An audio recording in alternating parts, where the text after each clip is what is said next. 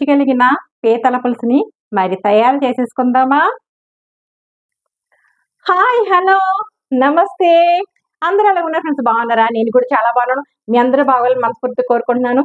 ఏం చేస్తున్నారు friends? Breakfast అయిపోయిందా? నాది కూడా అయిపోయింది. మరి లంచ్ టైం కదా, లంచ్లోకి ఈరోజు సండే స్పెషల్ ఏం చేసుకుంటున్నారు?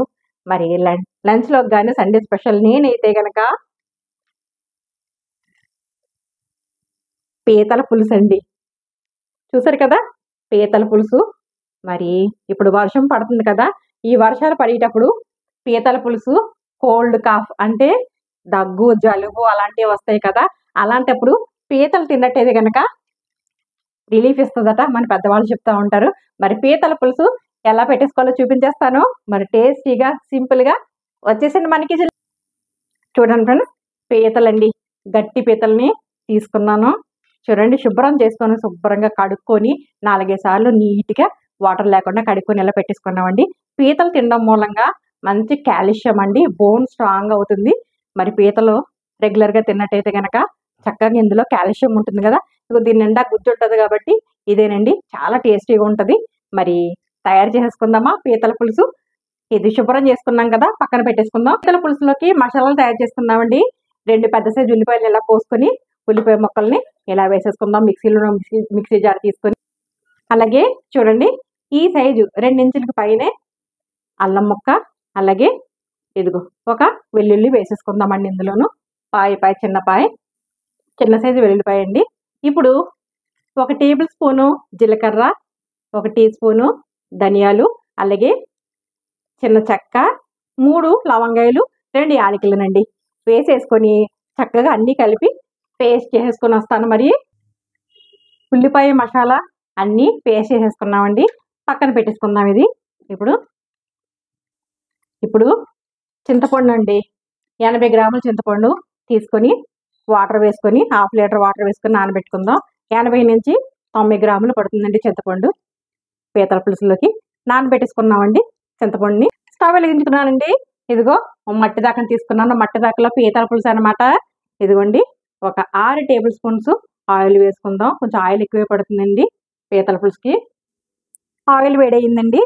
ఇప్పుడు మనం వేస్ట్ చేసి పెట్టుకున్న ఉల్లిపాయలు, అల్లం, వెల్లుల్లి అన్నీ కూడా మనం ఆయిల్లో వేసేసుకుందాం. ఇలాగా వేసేసుకొని అన్నీ కలిపి మిక్సీ చేసుకున్నాం కదండి.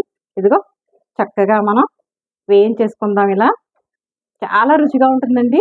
మరి మట్టి దాకలో చేసినవన్నీ కూడా చేపలైనా, మరి పీతల పులుసు అయినా, చేపల పులుసు అయినా చాలా టేస్టీగా ఉంటుంది కదా. ఇలా వేపేసుకుందాం చక్కగాను, మంచి కలర్ వచ్చే వరకు. ఉల్లిపాయ వేగుతుందండి, ఉల్లిపాయ ముద్ద. ఈ టైంలో మనం కొంచెం కరివేపాకుని వేసేసుకుందాం. ఇలా వేసుకుని కలిపేసుకుందాం చక్కగా. ఉల్లిపాయ ముద్ద చక్కగా వేగిపోయిందండి. మసాలాలు కూడా వేసుకున్నాం కదా, మంచి కలర్ వచ్చింది. 1 టేబుల్ స్పూన్ పసుపు వేసుకుందామండి. వేసుకుని అలాగే 3 టేబుల్ స్పూన్ కారం వేసుకుందాం. కారం మీరు తినే దాన్ని బట్టి వేసుకోండి, కొంచెం ఎక్కువ పడుతుంది. అలాగే రుచికి సరిపడినంత సాల్ట్ వేసుకుందాం.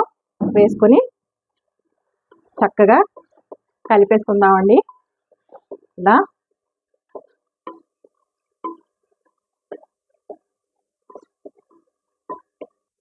బాగా కలుపుకున్నాక ఇందులో మనం 1 టమాటా తీసుకొని పేస్ట్ చేసుకొని, టమాటా పేస్ట్ని కూడా మనం వేసేసుకొని కలిపేసుకోవాలండి. టమాటా పేస్ట్ లాగా మొత్తం అంతా కలిసేటట్టు కలిపేసుకుందాం. ఇలా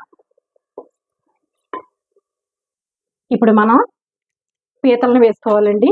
ఇందులోను పీతలన్నీ ఇలా వేసేసుకొని చక్కగా కలుపుకోవాలండి. కలుపుకోవచ్చండి, పీతలను ఏమవు. చేపలంటే కలుపుకోకూడదు, కానీ పీతలు గట్టిగా ఉంటాయి కాబట్టి ఇలా కలుపుకోవచ్చండి చక్కగా.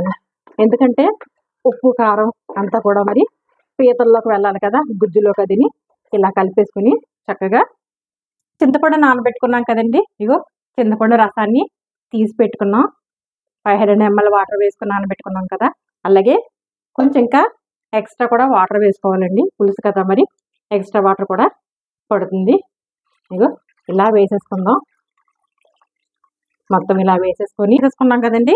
5 పచ్చిమిరపకాయలని పొడవుగా చీరుకొని ఇలా వేసేసుకొని ఇప్పుడు మనం ఒక 15 నిమిషాలు మూత పెట్టుకుని మీడియం ఫ్లేమ్లో మరిగించుకుందామండి పులుసుని.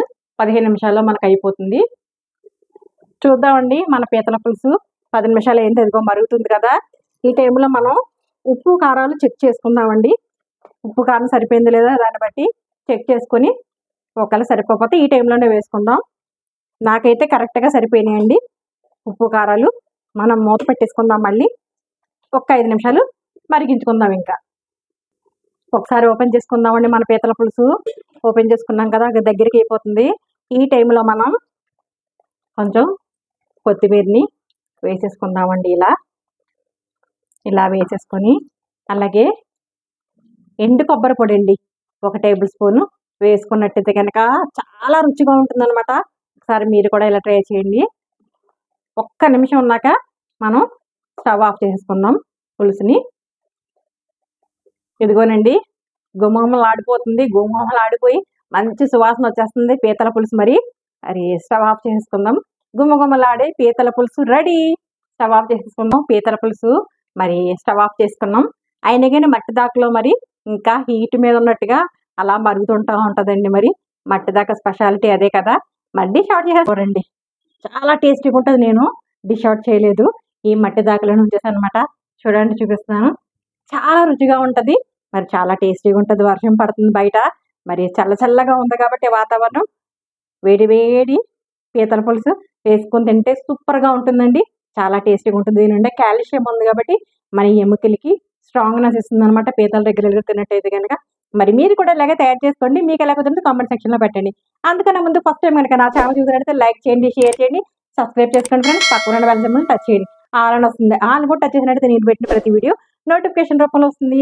మరి ఒక రెసిపీతో మీ ముందుకు వస్తాను. మరి అంతవరకు బాయ్ బాయ్ ఫ్రెండ్స్.